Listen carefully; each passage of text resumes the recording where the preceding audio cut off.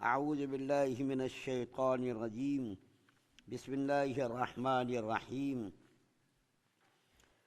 السارق والسارقة فاقطعوا أيديهما جزاء بما كسبا نكالا من الله والله عزيز حكيم فمن تاب من بعد ظلمه وأصلح فإن الله يتوب عليه إن الله غفور رحيم ألم تعلم أن الله له ملك السماوات والأرض يعذب من يشاء ويغفر لمن يشاء واللہ علی کل شیء قدیر۔ اور جو مرد چوری کرے اور جو عورت چوری کرے سو ان دونوں کے دائیں ہاتھ گٹے پر سے کاٹ ڈالو ان کے کردار کے عوض میں، بطور سزا کے اللہ تعالیٰ کی طرف سے، اور اللہ تعالیٰ بڑے قوت والے ہیں، جو سزا چاہیں مقرر فرمائیں، بڑی حکمت والے ہیں، ایک مناسبی سزا مقرر فرماتے ہیں۔ پھر جو شخص توبہ کرے اپنے اس زیادتی کے بعد اور اعمال کی درستی رکھے تو اللہ تعالیٰ اس پر توجہ فرمائیں گے، بے شک اللہ تعالیٰ بڑی مغفرت والے، بڑی رحمت والے ہیں۔ کیا تم نہیں جانتے کہ اللہ ہی کے لیے ثابت ہے حکومت سب آسمانوں کی اور زمین کی، وہ جس کو چاہے سزا دیں اور جس کو چاہے معاف کر دیں، اور اللہ تعالیٰ کو ہر چیز پر پوری قدرت ہے۔ سورہ مائدہ کی آیت نمبر 38، 39، 40 تین آیات آپ کے سامنے پڑھی گئی ہے۔ اس سے پہلے بھی اللہ تعالیٰ نے چوروں اور ڈاکوؤں اور رہزنوں کی سزاؤں کو بیان فرمایا تھا۔ اس آیت کریمہ میں اللہ تعالیٰ نے چور اور چورنی، یعنی چوری کرنے والا مرد ہو یا چوری کرنے والی عورت ہو، اس کی سزا کے بارے میں بیان فرمایا ہے۔ سزا کے بارے میں کیا بیان فرمایا ہے کہ اگر کوئی چور عورت ہو یا مرد ہو، اس کے گٹوں تک ہاتھ کو کاٹ دیا جائے۔ کتنی چیز کی چوری پر اس کو یہ سزا ملے گی قرآن کے اندر یہ نہیں ہے، اور کتنی مرتبہ وہ چوری کرے گا تو کیا سزا ملے گی یہ بھی قرآن کے اندر نہیں ہے۔ لیکن نبی کریم صلی اللہ علیہ وسلم کے عمل سے یہ چیز ثابت ہے کہ کتنی مقدار میں مرد و عورت چوری کرے تو اس کو سزا ملے گی، یہ ہاتھ کاٹنے کی سزا، اور کتنی مرتبہ وہ چوری کرے تو کیا سزا ملے گی اس کے بارے میں اللہ کے رسول صلی اللہ علیہ وسلم کے عمل سے بھی ثابت ہے۔ چنانچہ صحابہ کرام کی بڑی جماعت اس بات کی طرف گئی ہے کہ 4 دینار اگر چوری کرے کوئی مرد ہو یا عورت ہو، 4 دینار کی چوری پر یہ سزا ملے گی۔ ایک تو ہاتھ گٹوں تک کاٹ دیا جائے پہلی مرتبہ، یہ علماء کا اختلاف ہے اس میں۔ حضرت ابوبکر صدیق، حضرت عمر فاروق اور حضرت عثمان غنی رضی اللہ تعالیٰ عنہم اجمعین فرماتے ہیں کہ پہلی مرتبہ چوری کرنے پر اس کا یہ ہاتھ گٹوں تک کاٹا جائے گا، اور اگر کسی نے دوسری مرتبہ یہی چوری کا ارتکاب کیا تو ٹخنوں تک، دوسری مرتبہ بائیں پیر کا ٹخنوں تک حصہ کاٹا جائے گا، اور اگر پھر تیسری مرتبہ چوری کی تو یہ بایاں ہاتھ گٹوں تک کاٹا جائے گا، اور چوتھی مرتبہ اگر کسی نے چوری کی تو داہنا پیر ٹخنوں تک کاٹا جائے گا۔ یہ تو ایک جماعت کا جو ہے مسلک ہے، لیکن حضرت امام اعظم رحمۃ اللہ علیہ اور امام احمد بن حنبل رحمۃ اللہ علیہ فرماتے ہیں کہ چوروں کی 2 مرتبہ تو یہ سزا ہے۔ پہلی مرتبہ اگر کسی نے چوری کا ارتکاب کیا، عورت ہو یا مرد ہو، تو اس کا یہ داہنا ہاتھ گٹوں تک کاٹا جائے گا، اور اگر دوسری مرتبہ اس نے چوری کی بایاں پیر ٹخنوں تک اس کا کاٹا جائے گا۔ یہ امام اعظم رحمۃ اللہ علیہ کا مسلک ہے، اور امام احمد بن حنبل رحمۃ اللہ علیہ کا مسلک ہے، اور بھی دوسرے علماء ہیں جن کا مسلک ہے اگر تیسری مرتبہ چوری کرے گا تو اس کی سزا کیا ہوگی۔ امام اعظم رحمۃ اللہ علیہ اور امام احمد بن حنبل رحمۃ اللہ علیہ کا مسلک یہ ہے کہ تیسری مرتبہ، چوتھی مرتبہ چوری کرنے کے بعد اس کو قید کر دیا جائے گا، جیل کے اندر اس کو ڈال دیا جائے گا، یا تو وہ توبہ کر لے یا تو جو ہے مر جائے اس قید کے اندر۔ امام اعظم رحمۃ اللہ علیہ کا مسلک یہ ہے کہ اگر کسی آدمی نے 10 درہم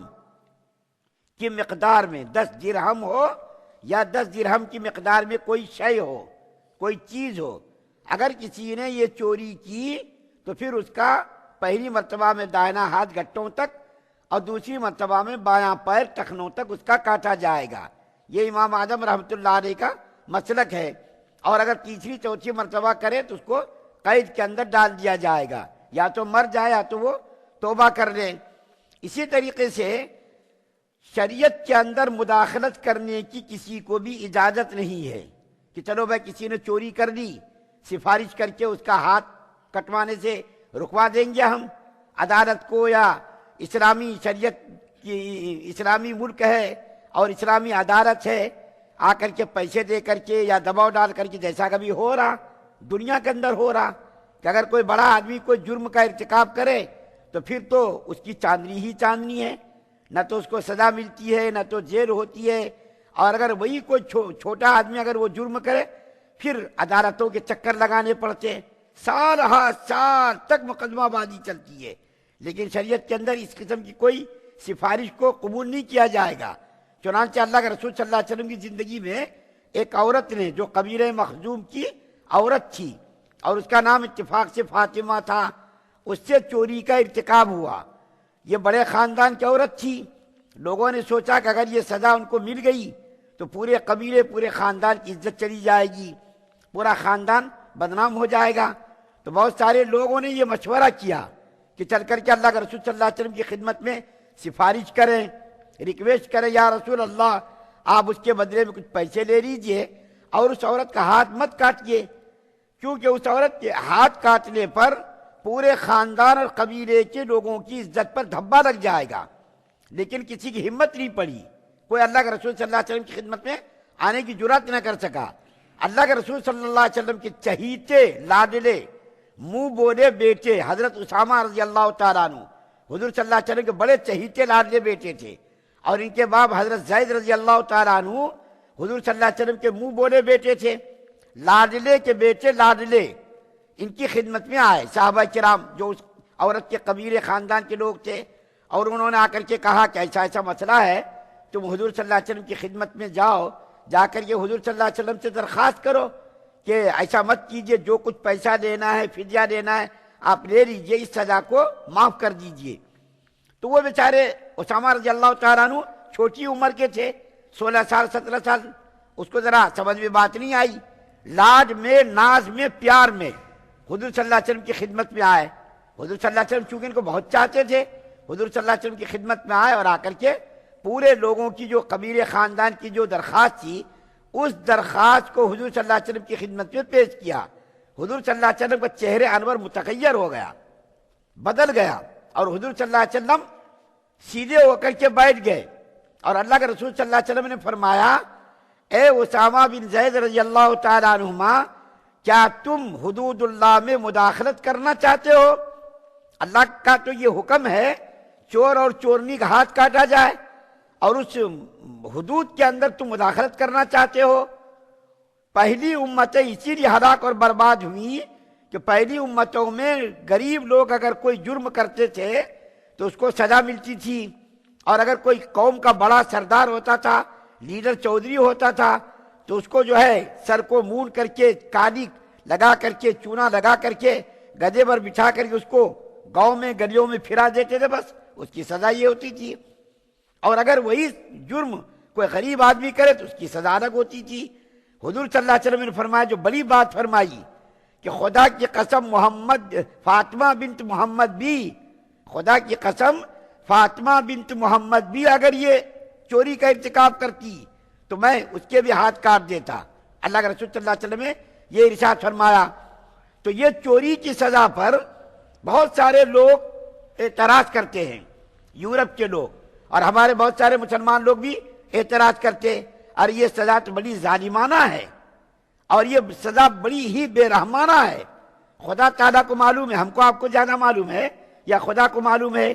یہ سزا خدا نے متعین کی ہے یا ہم نے آپ نے متعین کی ہے۔ آج کا انسان اپنے کو سمجھتا خدا سے بھی زیادہ عقل مند، ہوشیار، دانا،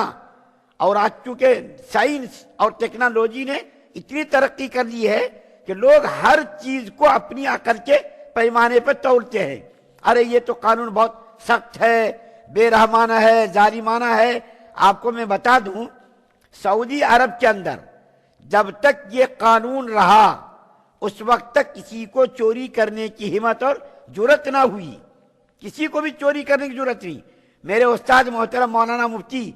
سعید صاحب رحمۃ اللہ علیہ، جن کا انتقال پہلے کرونا میں ہی ہوا، تو انہوں نے ایک مرتبہ درس کے دوران فرمایا، سعودی عرب میں کوئی چیز کہاں بھی پڑی رہے، تھیلا ہو، کچھ بھی ہو، پیسہ ہو، وہاں کوئی ہاتھ نہیں لگاتا، کیونکہ معلوم ہے کہ اگر ہم نے یہ چوری کی اور یہ حرکت کی تو ہمارا یہ ہاتھ کاٹا جائے گا۔ پوری زندگی میں سماج میں، معاشرے میں غلط نظر سے دیکھا جاؤں گا، لوگ دیکھیں گے ارے یہ دیکھو چور ہے، اس کا ہاتھ کاٹا گیا، یہ دیکھو چور ہے، اس کا پیر کاٹا گیا۔ یہ شریعت کے قانون کے نفاذ کی برکت سے سعودی عرب بالکل پاک صاف معاشرہ تھا، لیکن سعودی عرب نے جب سے قانون کے اندر نرمی برتی، اس وقت سے دے کر کے ایشیا کے لوگ، پاکستان، ہندوستان، بنگلہ دیش، سری لنکا کے لوگ جاتے ہیں، چوری کرتے ہیں، حاجیوں کی جیبوں سے بھی پیسے مار دیتے ہیں، بہت ساری چوریوں کا ارتکاب ہو رہا۔ یہ ایک آدمی کے ساتھ یہ ظالمانہ دکھتا ہے کہ یہ بے رحمانہ قانون ہے، لیکن جب ایک آدمی کو یہ سزا مل گئی تو پورا معاشرہ پاک اور صاف ہو جاتا، کیونکہ ان کو معلوم ہے کہ اگر میں یہ کام کروں گا تو میرا ہاتھ کاٹا جائے گا، پھر یہ ہاتھ کاٹنے کے ساتھ ساتھ پورے معاشرے میں معلوم ہوگا اس لیے چوری کی تھی، اس لیے ان کا ہاتھ کاٹا گیا۔ تو ایک آدمی کی سزا کی وجہ سے کتنے سارے لوگوں کو گناہ، اس غلط کام سے رکنے کی توفیق ہو جائے گی